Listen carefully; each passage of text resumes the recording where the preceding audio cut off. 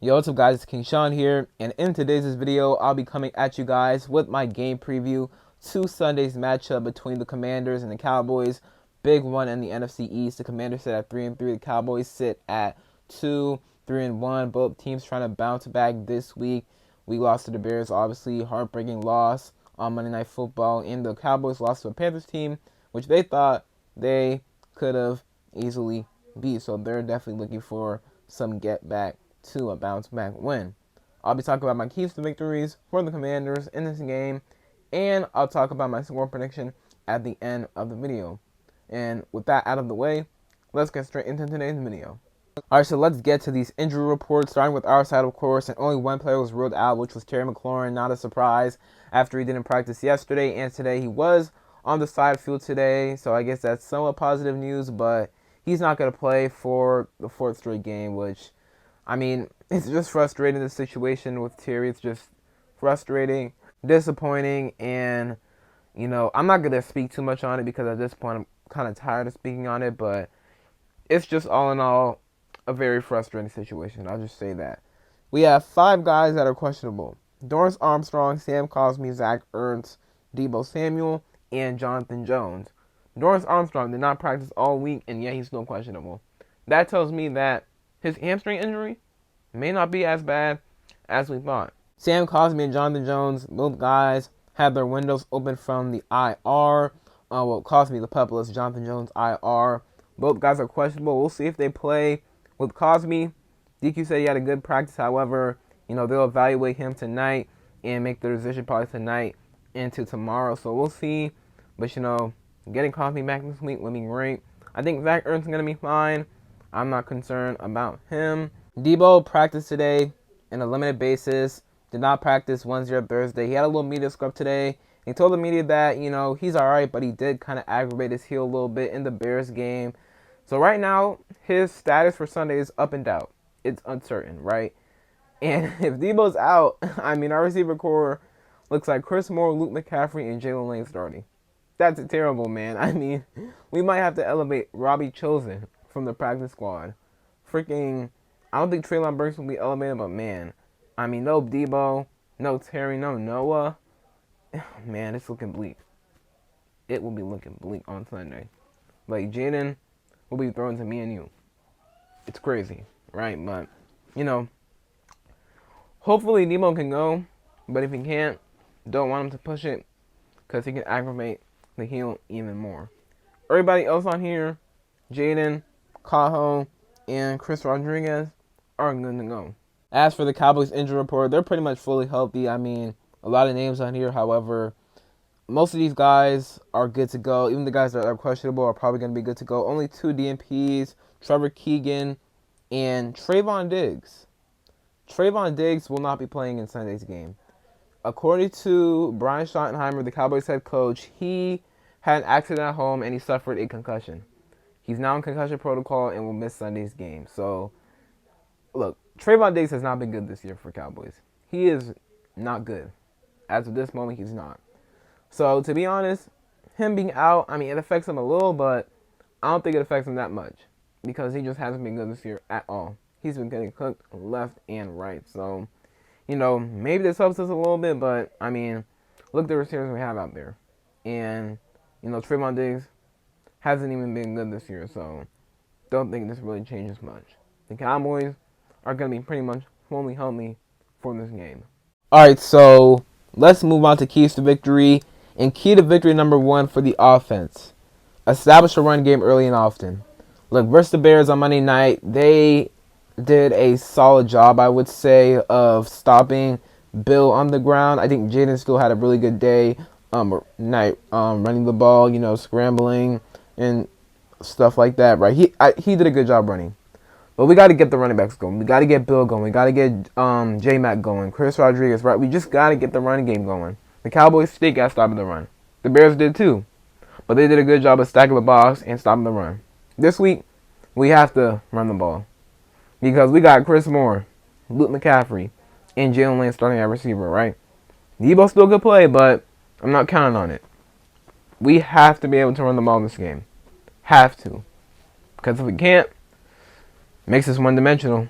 And, You know, I think Jaden can do it, but man, these receivers, it's scary, man. It's scary. So we have to be able to run the ball this game. We have to get Bill going. We have to get the other guys going as well. C-Rod and McNichols. But I'm feeling a Bill 100-yard rushing game. I am. And if that happens, if we can get this run game going, that would be great for us and can help us open up the pass game quite a bit. Key to victory number 2 for the offense. Do not turn over the ball. Protect the ball. Versus the Bears, 3 turnovers. With our defense that is unable to force turnovers, this offense cannot make mistakes. Okay, I'm just going to put it like that. They can't make mistakes, right? Little margin for error because of how bad this defense is when it comes to creating turnovers, right? So we can't turn the ball over ourselves. And especially against the Cowboys team who, although not good on defense, they are great on offense. They will score points. So if we give their offense the ball a lot, they will put up points on our defense. And I'm scared of that. But to mitigate that, we can protect the ball, not turn the ball over, right? And control time of possession, right? To not give the Cowboys offense the ball a whole lot and with a lot of time on the clock, right? So that to me is key to victory number 2. We have to do a better job of protecting the ball. Key to victory number 3 for the offense, score points, specifically touchdowns. I think this is going to be a shootout. I do. I don't see how this defense stops the Cowboys offense. With CeeDee Lamb coming back, with Cavonte Turpin coming back, they already got George Pickens who is a dog. Like, I just don't know how this defense can stop their offense. And Dak Prescott kills us every time we see him. Every time. The last time we beat Dak was probably 2018. The fumble, Ryan Kerrigan forced, Preston Smith recovered in the end zone, and we ended up winning that game. That was probably the last time. Since then, I don't think we've beaten Dak Prescott. When he's starting at quarterback for the Cowboys, obviously. Right? It's been bad versus him. And with how bad this defense has been playing, I'm scared of the things Dak may do to us. However, if we put on points, then, we can help ourselves a little bit. And we have to score touchdowns. Have to convert in the red zone. Have to convert on 3rd and 4th downs. We need to put up points against the Cowboys. Key to victory number 1 for the defense, right? We have to stop the run. Versus the Bears on Monday night, we did not do a good job of stopping DeAndre Swift. And maybe DeAndre Swift is just that guy who just goes crazy on us every time we see him, right? Because before we saw him on Monday night, our run defense was killing it, right? And we were out Eddie Goldman, right? I'm not trying to make excuses for us, but, DeAndre Swift was killing it versus us on the ground. Before then, we were stopping the run very effectively. The Cowboys got Javonte Williams, who has been having a great year for them. But maybe, just maybe, we can get back to, our run defense ways and stopping the run, right? Hopefully we do, because if Javonte Williams is going, then that just opens up the pass game for the Cowboys even more.